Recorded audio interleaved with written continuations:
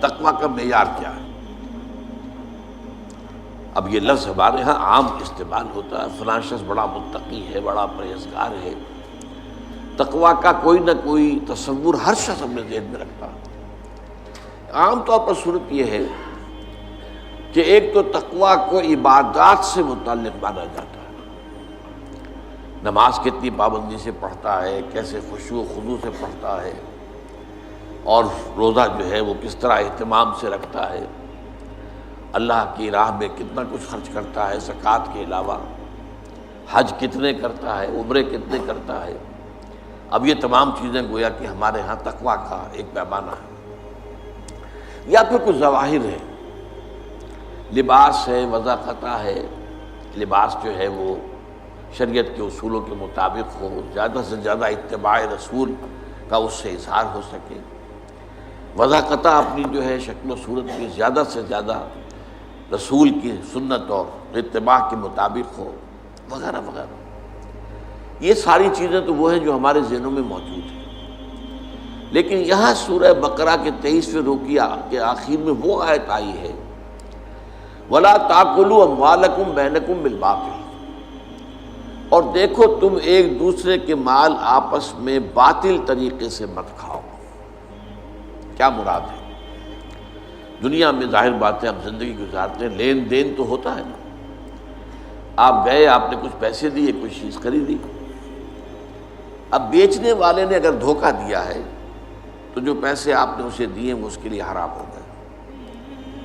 اگر اس نے اپنی اس شے کا نقص چھپایا ہے تو اس نے اپنے اوپر اس آمدنی کو حرام کر لیا۔ جیسے کہ حدیث میں آتا ہے کہ ایک منڈی کے اندر گندم کا ڈھیر لگا ہوا ہے، اب کچھ گندم تھی کہ جو سیلی ہو گئی تھی، گیلی تھی، اسے تو اس دکاندار نے نیچے کر دیا، اوپر خشک گندم، تاکہ آ کے آدمی دیکھے تو خشک گندم نظر آئے۔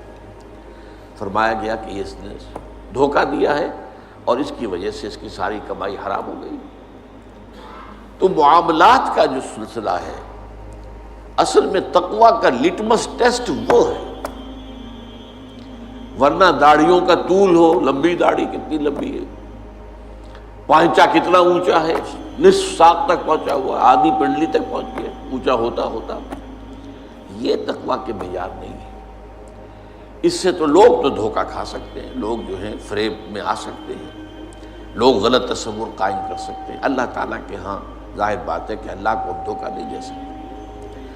تو تقویٰ کا اصل معیار ہے عقل حلال۔ اگر رزق حلال نہیں ہے تو کوئی تقویٰ نہیں، نمازوں کے ڈھیر ہوں، نوافل کے انبار ہوں، کوئی تقویٰ نہیں۔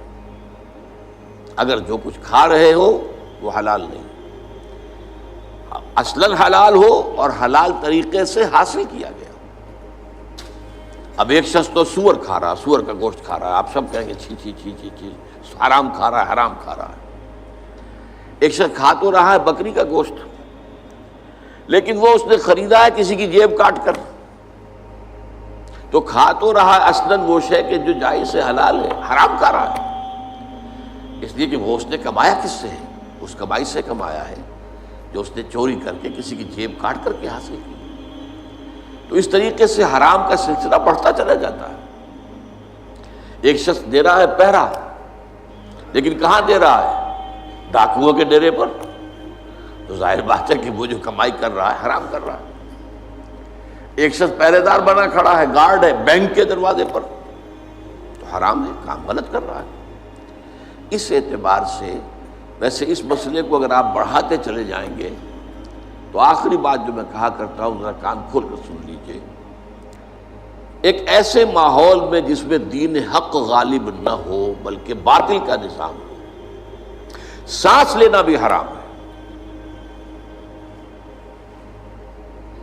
الا یہ کہ یہ سانس لینے سے جو قوت پیدا ہوئی ہے، انرجی، آکسیجن اندر گئی ہے نا، اسی کو تو ہم جلا کر انرجی حاصل کرتے ہیں ہمارے مسل سے، یا یہاں پہ جو غذا کھا کر قوت پیدا ہوئی ہے اگر وہ خرچ ہو رہی ہے اس کا اکثر و بیشتر اس نظام باطل کو ختم کر کے نظام حق کو قائم کرنے کی جد و جہد میں، تو جائز ہے۔ ورنہ سانس لینا بھی حرام ہے. لو سانس بھی آہستہ کہ نازک ہے بہت کام.